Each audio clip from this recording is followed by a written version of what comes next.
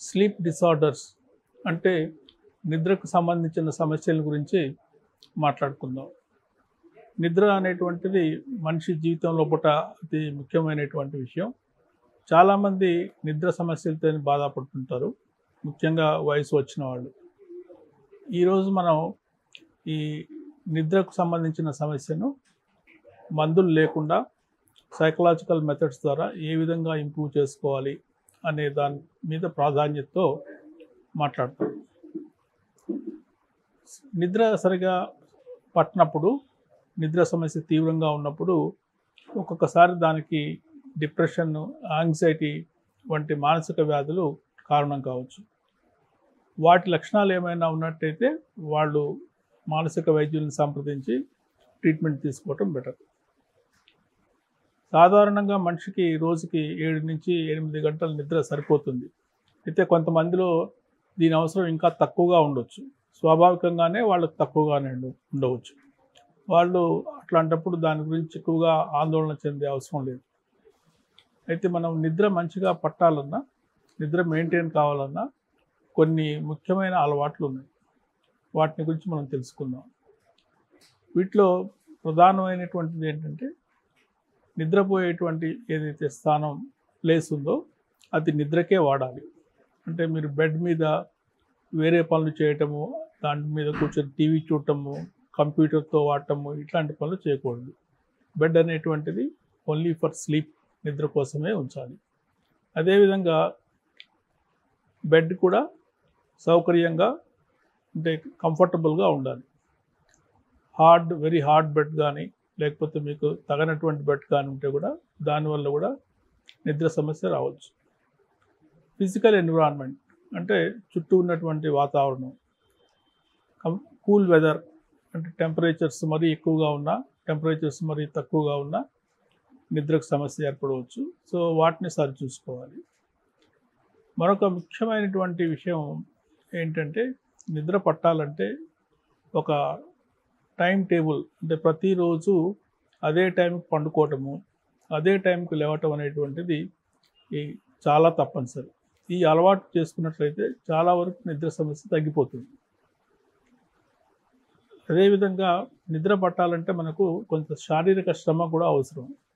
So physical exercise, daily physical activity, శారీరక శ్రమ ఉన్న వాళ్లకు నిద్ర సులువుగా వస్తుంది, ఎందుకంటే బడలిక వల్ల. అయితే ఈ ఎక్సర్సైజ్ అనేటువంటివి లేటుగా, అంటే మధ్యాహ్నం 4-5 గంటల తర్వాత లేటుగా చేయకూడదు. మార్నింగ్ కానీ మ్యాక్సిమం బై 4-5 కానీ కంప్లీట్ చేసుకుంటే బెటర్. లేటుగా చేసుకుంటే దానివల్ల కూడా స్లీప్ పట్టడానికి ప్రాబ్లం కావచ్చు.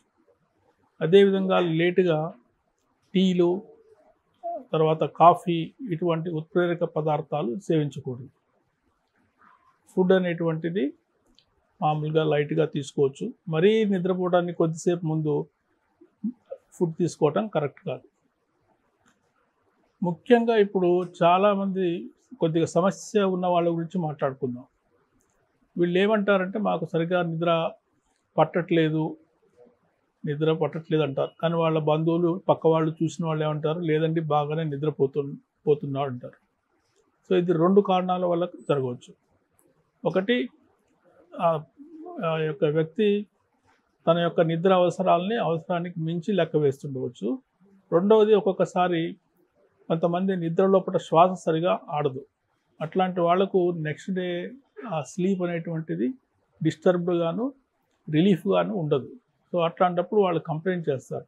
స్లీప్ ఆప్నియా వంటి డిజార్డర్స్ ఉండవచ్చు. So sleep apnoea disorders sleep clinic లోపల టెస్ట్ చేస్తారు. పాలిసోమ్నోగ్రఫీ అని నైట్ నిద్రపోతున్నప్పుడు ఎలక్ట్రోడ్స్ పెట్టి చూస్తారు, నిద్రపోతున్నాడా, ఎన్ని గంటలు నిద్రపోతున్నాడు, ఆ నిద్ర కంటిన్యూస్గా ఉందా, మధ్యలో బ్రేక్స్ వస్తున్నాయా. సో ఇటువంటి టెస్టులు కూడా అవసరం ఉంటుంది.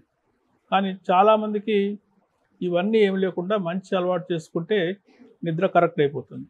ముఖ్యంగా అందులో ఏంటంటే, రాత్రి ఏ సమయంలో పండుకున్నా సరే పొద్దున అదే టైంకి లేవాలి. అంటే ప్రతిరోజు 7కో 8కో వాళ్ళు ఏ టైంకి లేవదలుచుకున్నారో అదే టైంకి లేవాలి.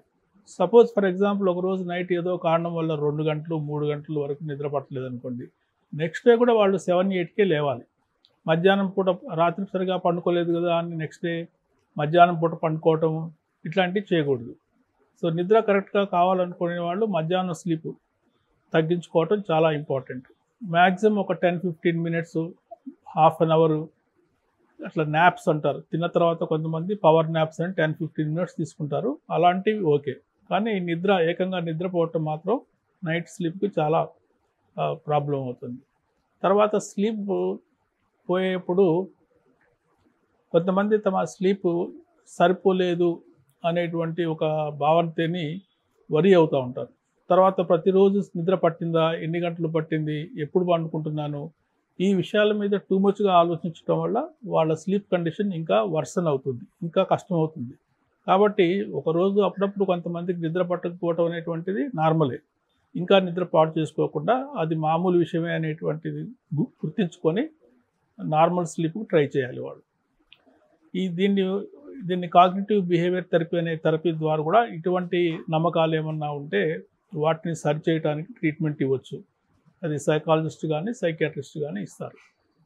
సో ఇప్పుడు మనము స్లీప్ గురించి చెప్పుకున్న దాంట్లో ముఖ్యంగా మనం చెప్పుకోవాల్సిన విషయాలు ఏమిటంటే, ఒక రెగ్యులర్ టైం టేబుల్, అదే టైంకు నిద్రకి ఉపక్రమించడము, నిద్ర నుంచి లేవటము, ఇది మెయింటైన్ చేసినట్లయితే చాలా వరకు సమస్యలు తీరుతాయి.